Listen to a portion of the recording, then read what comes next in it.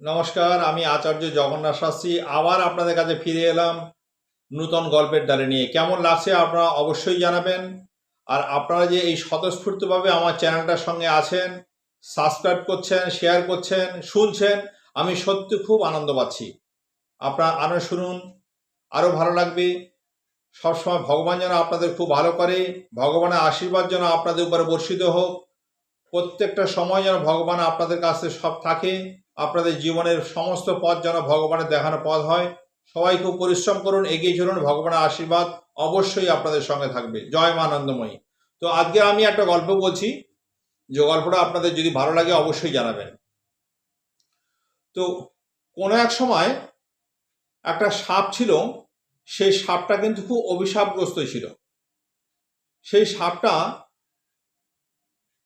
এমনভাবে অভিশাপগ্রস্ত ছিল যে সে যদি দুদিকে দুটো পাহাড় ছিল,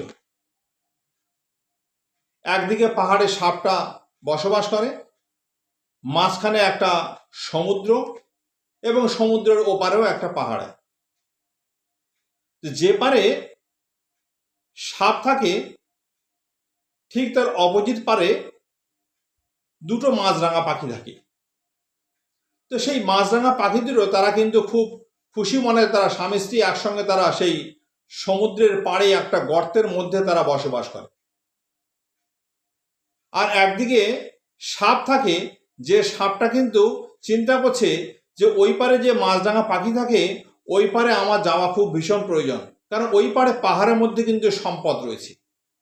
এই সম্পদটা যদি অধিকার আমি করতে পারতাম তাহলে কিন্তু ভীষণভাবে আমার ভালো হতো এবং আমার জীবনে অনেক পরিবর্তন ঘটতো। এই চিন্তা করতে করতে সাপটা কিন্তু চিন্তা করে যে কি করে যাব ওই সমুদ্রের ওপারে, মাঝখানে তো সমুদ্র আছে, এই সমুদ্রের জল যদি আমার গায়ে লাগে আমি অভিশাপগ্রস্ত, আমি তারা মারা যাব।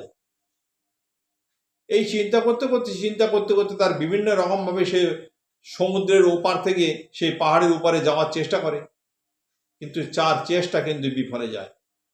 তো একদিন করতে করতে সে একদিন মাছরাঙা পাখিটাকে সে দেখলো এবং ডাকলো যে, ও ভাই মাছরাঙা, তুমি একবার আসবে, তোমার সঙ্গে আমার কিছু কথা আছে।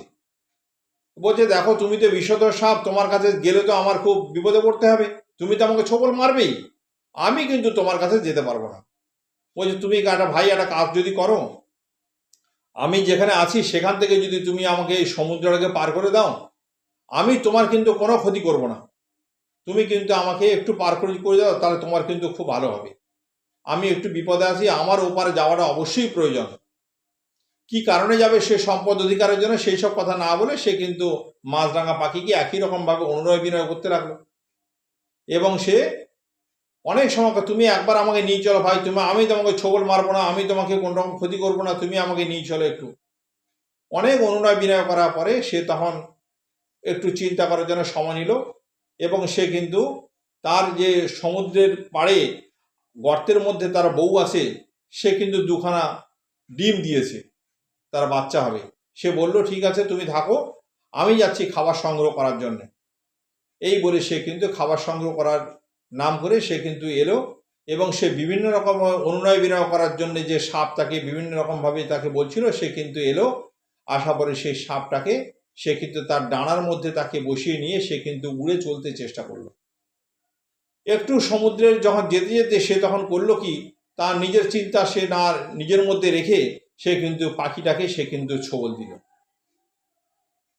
ছোবল দেওয়ার পরে সে করলো কি, সে তখন বলল যে, আমি তো জলে পড়লেই তুমি তো মারা যাবে, তুমি আমাকে ছোবল মারলে, তুমি তো এই বললে যে আমাকে ছোবল মারবে না, আমার কোনো ক্ষতি করবে না, তা তুমি আবার সেই ছোবলটা মারলে।